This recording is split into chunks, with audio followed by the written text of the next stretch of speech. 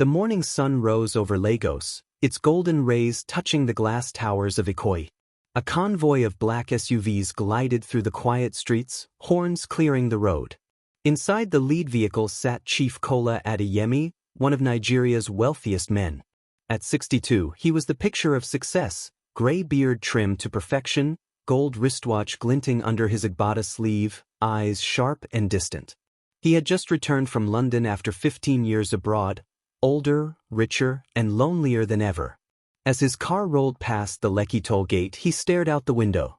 Every building, every billboard, every car felt like a reflection of him, beautiful on the outside, but hollow within. His assistant, Mr. Fred, glanced at him. "Sir, we'll arrive at your new estate in 15 minutes. Chief Kola nodded but said nothing. He was thinking about something else, or rather, someone.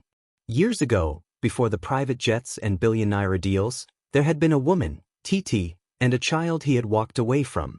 He'd left them behind in Ibadan when a business opportunity took him abroad. He told himself it was for their future, but deep down he knew it was for himself. He sent money at first, then letters, then silence. He had built an empire, but he had buried his heart to do it. That evening, he sat alone in his marble mansion, the air heavy with silence. He had everything, yet sleep never came easily.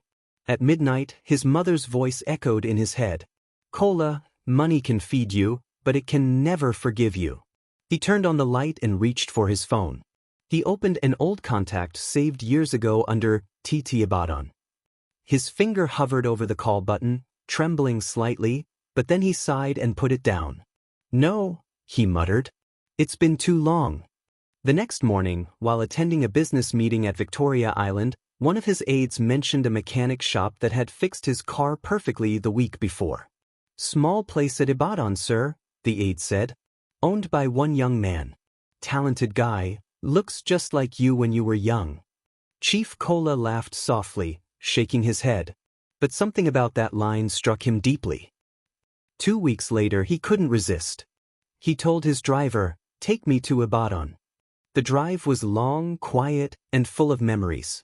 When they reached the outskirts, Kola stared out the window at the red roofs, the crowded streets, the smell of roasted corn and rain. Everything felt familiar, painfully so. Finally, the car stopped in front of a small mechanic workshop. The signboard read, "Ade Autos, honest work, fair price." Kola stepped out slowly, his agbada brushing against the dusty ground. A young man in greasy overalls walked out from under a car, wiping his hands. Their eyes met. The young man froze. He looked like a mirror of Kola, same sharp jawline, same eyes. "Good afternoon, sir," the young man said politely. "You're here for repairs?" Kola swallowed hard. "Yes, maybe," he said quietly. The young man nodded and went back to his work. "We charge by honesty here, not by face," he said with a small grin. Something inside Kola cracked. He wanted to speak, to say, "My son," but the words refused to come. So he simply watched. As the young man bent to fix the engine, his voice soft and confident, Kola felt a wave of emotions he hadn't felt in years: regret, pride, and shame all at once. When he finally left the shop, the sky had turned orange with sunset. He sat quietly in his car, whispering to himself, "So, that's him." For the first time in decades, tears filled the eyes of the man everyone called the Lion of Lagos. The next morning, Chief Kola sat by the window of his mansion, staring into his untouched cup of tea. He hadn't slept a minute. His mind replayed the image of the young mechanic, the same face he once saw in the mirror of his youth. "Ade Autos," he whispered to himself. "Adeyemi. My name." He felt his chest tighten. Could it be just coincidence? Or fate finally calling his debt? That afternoon, he called his aide. "Fred, I want you to find out everything about that young man at Ade Autos in Ibadan. His name, background, everything."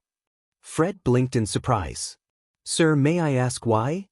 "Just do it," Kola said sharply. 2 days later, the file landed on his desk. Fred stood nervously as Kola opened it. Inside were photographs, documents, and one line that froze him. Name, Adetola Kola Adeyemi. Mother, Mrs. Titi Adebayo, deceased. Occupation, auto mechanic. Age, 27. Kola's hands trembled.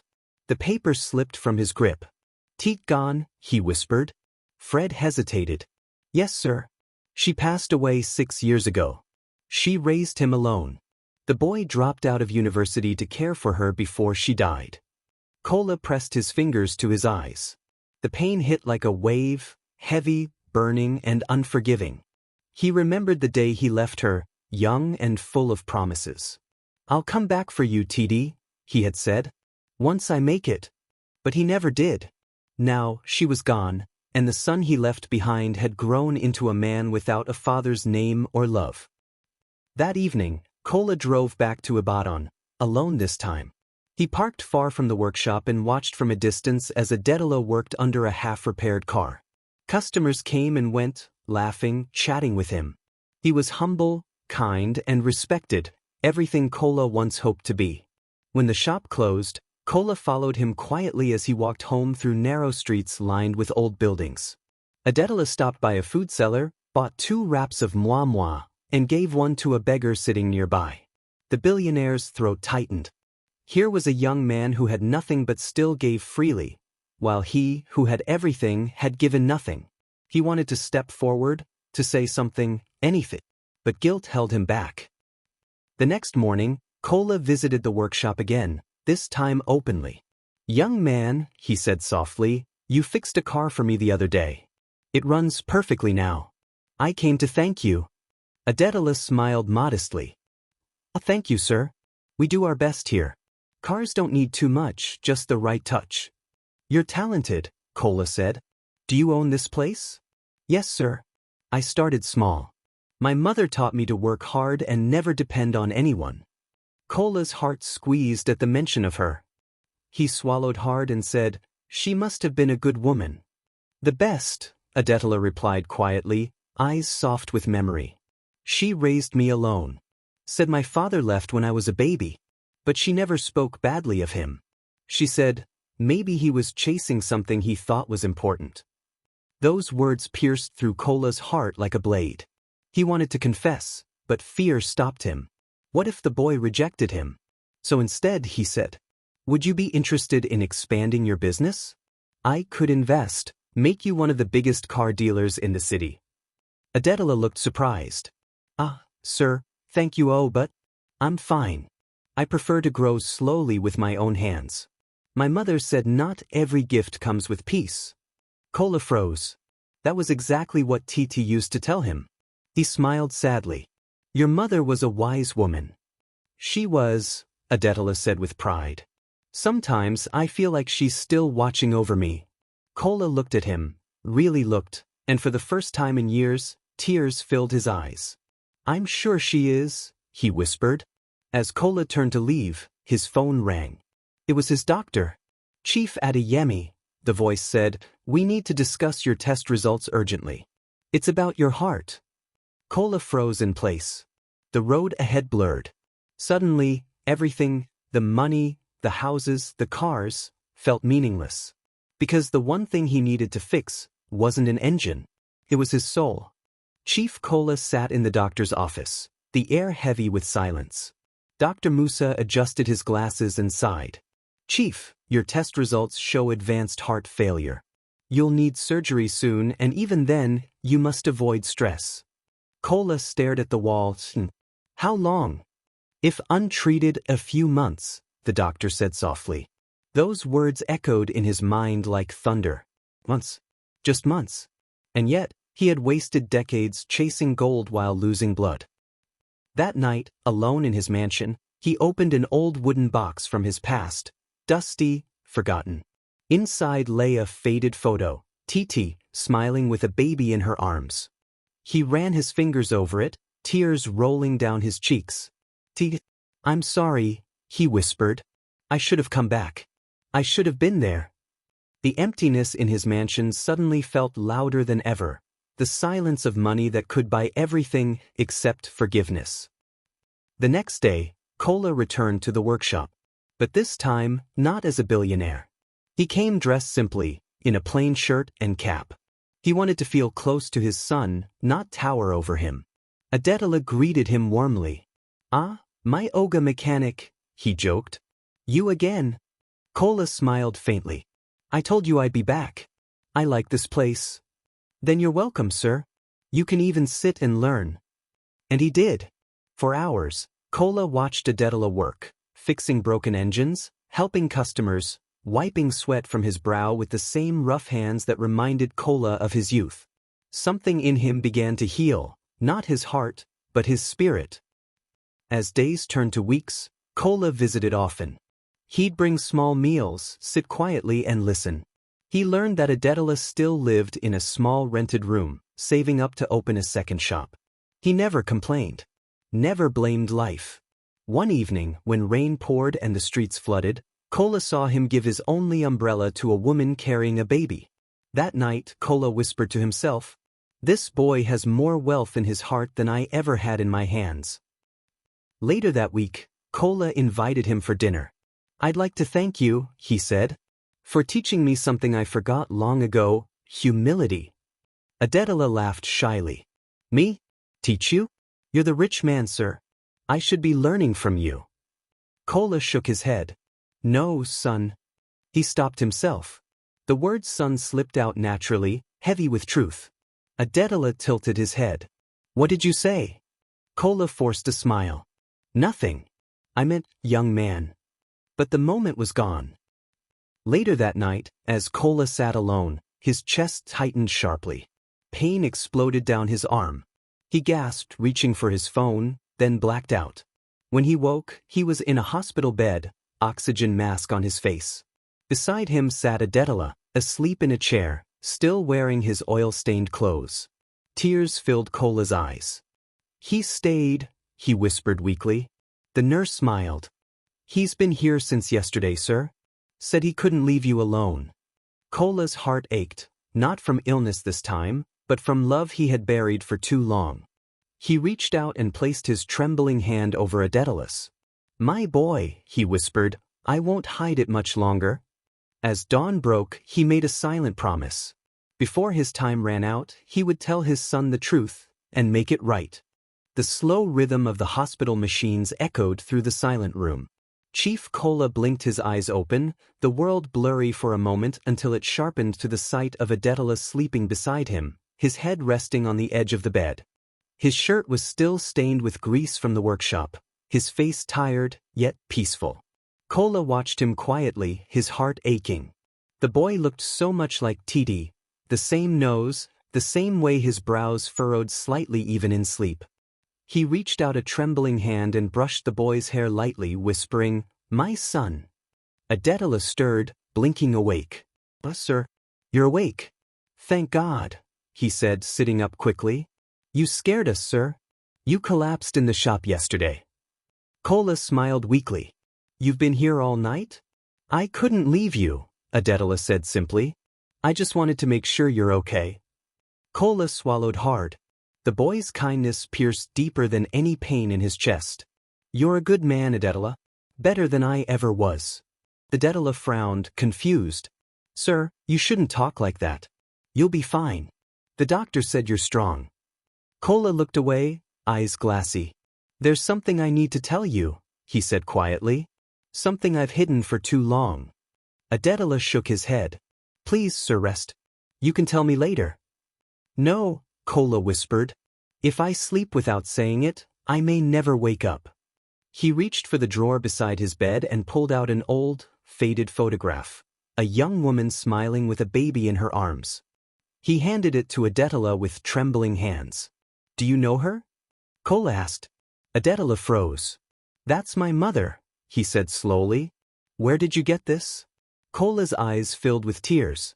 "Because I took that picture, the day I promised to return to her." Adetola's heart began to race. "What are you saying?" Kola's voice broke. "Titi was the woman I loved. But I was foolish, blinded by ambition. I left her when she was carrying my child. I went abroad chasing wealth and pride, and I never came back." Silence swallowed the room.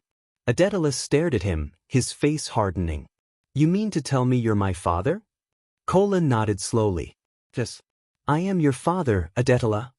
The young man stepped back as if struck. His eyes burned. The same man who left my mother to die in poverty? The man who couldn't even show up to bury her? Kola tried to speak, but the words caught in his throat. I was wrong, he whispered. Every success I chased led me further away from what mattered. I thought I'd have time to make things right, but life doesn't wait. Adetola's chest heaved with anger. You think you can just walk in here and call yourself my father? After 30 years? You have no idea what we went through. You can't buy forgiveness with regret. Tears streamed down Kola's cheeks. I'm not trying to buy it. I just want you to know the truth before I go. Please, don't let me die with this on my heart. Adetola turned away, fists clenched. You left us, Chief. You left her. You don't deserve her memory. He stormed out of the room, the door slamming behind him. The sudden quiet that followed was deafening. Kola sat there, his breathing shallow, clutching the photograph of Titi to his chest. He whispered, I failed you. I failed him. Hours passed. The lights in the ward dimmed. The nurse came in softly to check on him.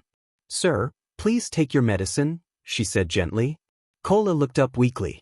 Nurse Beezy, have you ever made a mistake so big that even breathing feels like guilt? She smiled sadly. Everyone has, sir. But the difference is who chooses to fix it before it's too late. He nodded slowly, his eyes tired but determined.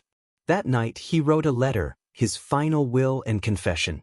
He left everything he owned to Adetola, his companies, his estates, every last naira. But he didn't call it an inheritance. He called it forgiveness repaid in silence. When the nurse returned, he handed her the envelope. If anything happens to me, he said softly, make sure this gets to him.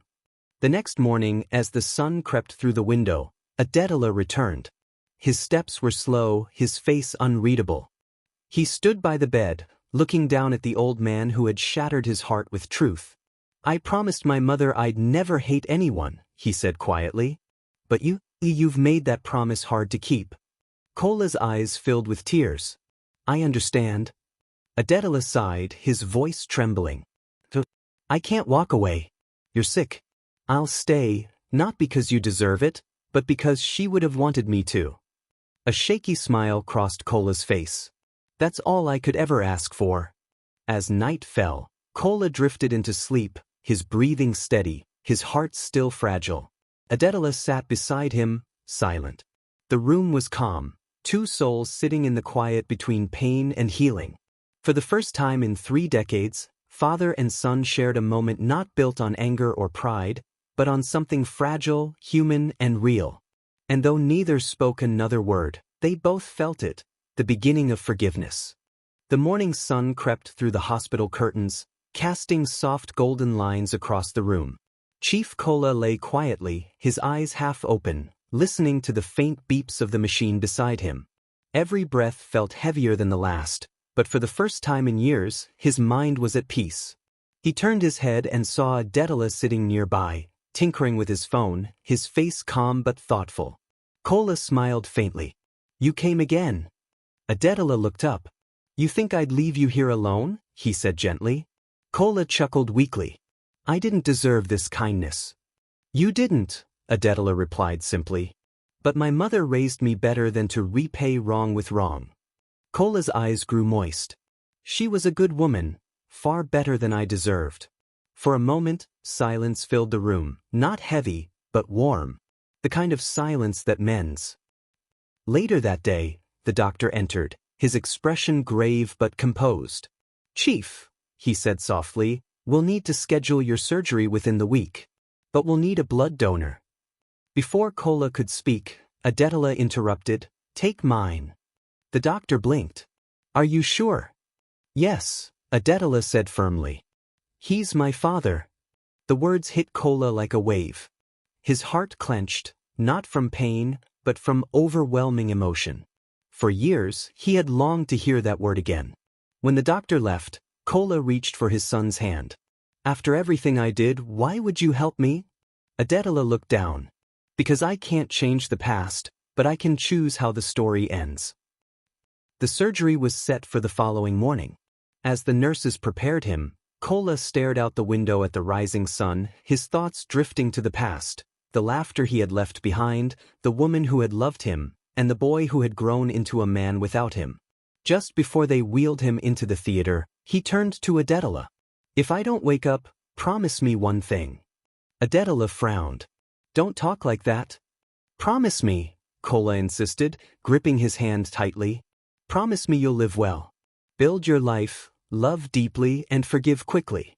Don't be like me, a man who mistook success for happiness." Adetola nodded slowly, tears gathering in his eyes. "I promise." Kola smiled weakly. "Then I can rest." Hours passed. The surgery room doors remained closed. Adetola paced the hallway, praying under his breath, the nurse's voice echoing in his head, "Blood may be bitter, but it still flows." When the doctor finally stepped out, his face told the story before his words did. He placed a hand on Adetola's shoulder. "We tried our best," he said softly. Adetola's knees gave way, and he sank to the floor. The funeral was quiet, no reporters, no noise, no crowd of fake friends. Just a few close workers, the nurse, and Adetola standing beside the coffin, staring at the name engraved in gold. Chief Kola Adeyemi, 1956 to 2025. A man who gained the world, but found peace in forgiveness. After the burial, the family lawyer handed Adetola an envelope. Inside was the letter his father had written, the one he gave to the nurse days before. Adetola unfolded it with trembling hands and began to read. "My son, if you're reading this, it means I'm gone. I didn't have the courage to be your father when it mattered, but if love could rewrite time, I'd start from the day you were born. All that I own now belongs to you. But the real inheritance I leave isn't in naira or property, it's in the lesson that came too late for me. Money can build an empire, but only love can build a home. Forgive me, Adetola. Not because I deserve it, but because you deserve peace. Your father, Kola Adeyemi." Tears streamed down Adetola's face as the paper crumpled in his hands. He stood there for a long time, staring at the grave, before whispering, "I forgive you, Papa." The wind blew gently, rustling the leaves around him. For the first time since his mother's death, Adetola felt light, not empty, but free. Months later, the gates of Adeyemi Motors reopened under new management. A new sign stood proudly at the entrance. Adeyemi and Son Automotive, built with honest hands. Customers came, workers smiled, and life continued, not as before, but better. Every morning before opening the shop, Adetola would look at the sky and whisper, "I hope you're proud of me, old man." And somewhere beyond the clouds, perhaps, Chief Kola smiled, his heart finally whole.